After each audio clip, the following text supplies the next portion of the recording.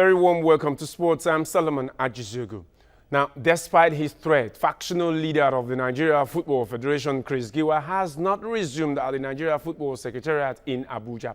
Giwa have threatened to hold a parallel executive committee meeting on Thursday at the NFF Secretariat in Zone 7 at the Federal Capital Territory. But with men of the Directorate of the State Security Services and journalists waiting, Giwa and his men did not show up. His inability to come to the Secretariat may be linked with his reported visit to Zurich at the invitation of the World Football Body, FIFA, who had thrown their weight behind the Amaju Pinnick-led NFF. And less than 24 hours to the opening game at the 2015 Africa Cup of Nations, Congo coach Claude Leroy has lamented the lack of enough rooms for his squad and staff at their hotel in Bata.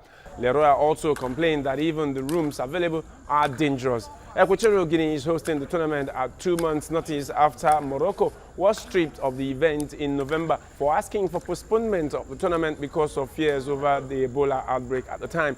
Congo play Equatorial Guinea in their opening game on Saturday. And amid complaints of inadequate facilities, Equatorial Guinea says it is prepared to host this year's African Cup of Nations.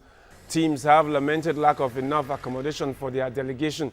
Also, the World Football Body, FIFA, has criticized the host for breaking rules by hiring foreign players and expressed fears of the country's preparedness to host the tournament, which kicks off tomorrow. The country stepped in to host the tournament at the last minute, replacing Morocco, who were stripped of the tournament, having asked for it to be postponed over fears of the spread of the Ebola virus. The Confederation of African Football, CAF, had expelled Equatorial Guinea from the tournament's preliminaries for using an ineligible player earlier on. And away from Africa, former France international David Ginola has announced his intention to stand against Sepp Blatter for the FIFA presidency. Ginola needs the support of 5 football associations and must show active involvement in football for 2 of the past 5 years to be eligible. His bid also has the support of pressure group Change FIFA, which has long campaigned for new leadership at the top of the organization. FIFA Vice President Prince Ali bin Al Hussein of Jordan and former diplomat Jerome Champagne are the other candidates to announce they will stand against Blatter. Blatter has been FIFA president since 1998 and is seeking a 5th term in office. And Super Eagles winger Victor Moses is in line to make a return from injury as Stoke City take on Leicester City in the English Premier League this weekend. Stoke manager Mark Hughes says Moses is in his plans for the game this weekend. Moses is yet to play for Stoke City since the end of November when he went off injured against Burnley. The 24-year-old Nigerian will be hoping to add to his total of 10 appearances in the league for the Potters, with 1 goal scored against West Ham in a 2-2 draw on the 1st of November 2014. And with that, the leagues across Europe will come alive again this weekend with really exciting matches to look forward to. In England, Aston Villa take on Liverpool, Burnley tackle Crystal Palace, Leicester City take on Stoke City, Manchester United are away to Queen's Park Rangers, Swansea City welcome Chelsea, Tottenham take on Sunderland, while Southampton are the guests of Newcastle United, all on Saturday. On Sunday, West Ham face Hull City, while the biggest game of the weekend will see champions Manchester City play Arsenal at the Etihad. In Spain, Real Sociedad welcome Rayo Vallecano. Valencia take on Almeria. Villarreal face Athletic Bilbao as Espanyol plays Celta Vigo on Saturday.